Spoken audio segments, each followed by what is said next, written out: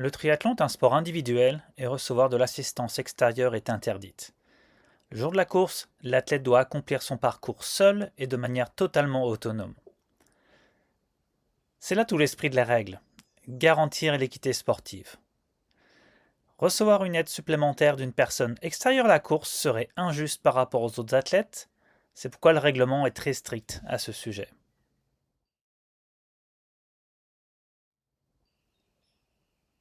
Alors concrètement, qu'est-ce qui est interdit? En fait, vous ne pouvez vous faire aider d'aucune sorte par quelqu'un qui ne participe pas à l'épreuve. Cela veut dire qu'il n'est pas autorisé de recevoir de l'aide par un spectateur, un proche ou un coach qui serait sur le bord de la route. Même le simple geste de se faire prêter une pompe pour réparer une crevaison est interdit. Vous devez utiliser votre propre équipement ou vous faire aider de l'assistance officielle de la course. Se faire donner une bouteille d'eau, un gel ou la nourriture en dehors des zones officielles vous met en faute. Vous devez utiliser ce que vous transportez avec vous ou l'obtenir depuis les zones de ravitaillement officielles. Votre coach, un coach ou un supporter n'a absolument pas le droit de vous escorter, de rouler à vélo ou de courir à vos côtés pour vous donner le rythme ou vous encourager. C'est du pacing, soit du menage d'allure, et c'est strictement interdit. Et en plus, cela pourrait gêner les autres concurrents. En fait, si on pousse l'interprétation de la règle à l'extrême, en théorie, recevoir des informations tactiques, comme se faire crier les écarts de temps par un entraîneur posté sur le bord de la route, pourrait être considéré comme une infraction. Pourquoi?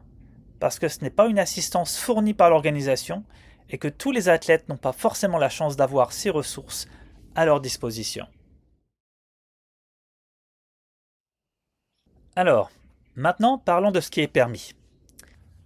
En natation, si vous paniquez ou si vous êtes épuisé, vous avez le droit de vous agripper au kayak ou à la planche d'un sauveteur pour reprendre vos esprits. Prenez le temps qu'il vous faut, c'est totalement légal et sans pénalité. La seule condition, c'est de rester immobile. Le sauveteur ne doit pas vous remorquer ni vous faire avancer. Et une fois reposé, vous pouvez lâcher prise et repartir de manière autonome. Pour les ravitaillements ou l'aide mécanique, vous devez vous tourner exclusivement vers les officiels, les bénévoles ou les structures de l'organisation. Sur le parcours vélo, si vous êtes en détresse mécanique ou dans une situation spéciale, l'aide est possible, mais uniquement si elle provient d'un des acteurs de la course. Un bénévole ou un officiel peut aider à réparer votre vélo, mais pour les pépins mécaniques, il vaut mieux vous adresser au service d'assistance organisé par la course. Enfin, s'il y en a un, ce n'est pas toujours le cas en fonction des épreuves. Mais vous pouvez aussi vous faire aider par un autre concurrent. En fait, ce que dit le règlement, c'est que les concurrents d'une même course peuvent s'entraider. Vous pouvez prêter ou emprunter du ravitaillement, des pompes, des pneus ou des chambres à air, mais attention, il y a certaines conditions. C'est que vous ne pouvez pas céder de l'équipement essentiel, comme un vélo, votre cadre, des roues ou un casque, sous peine de disqualification des deux athlètes. De plus, l'athlète qui aide doit être en mesure de poursuivre sa propre compétition et ne pas le faire à son propre détriment. Enfin, l'assistance physique directe pour faire progresser un autre athlète, que ce soit le pousser ou le tirer, est interdit et disqualifie les deux athlètes.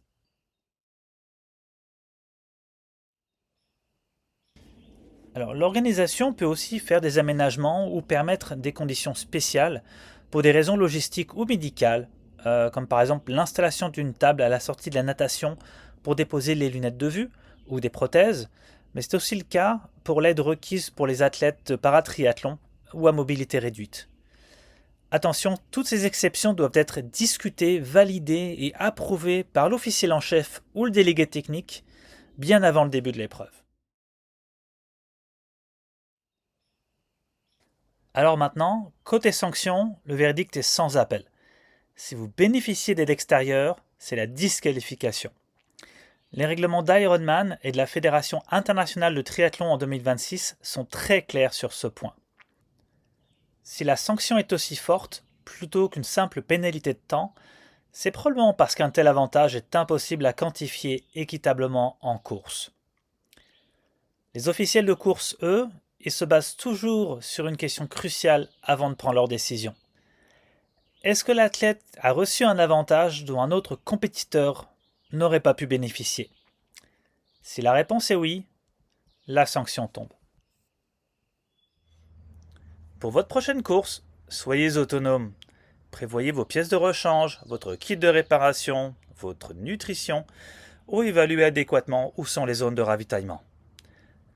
Et surtout, rappelez à vos proches de rester derrière les barrières et de vous encourager en toute sécurité.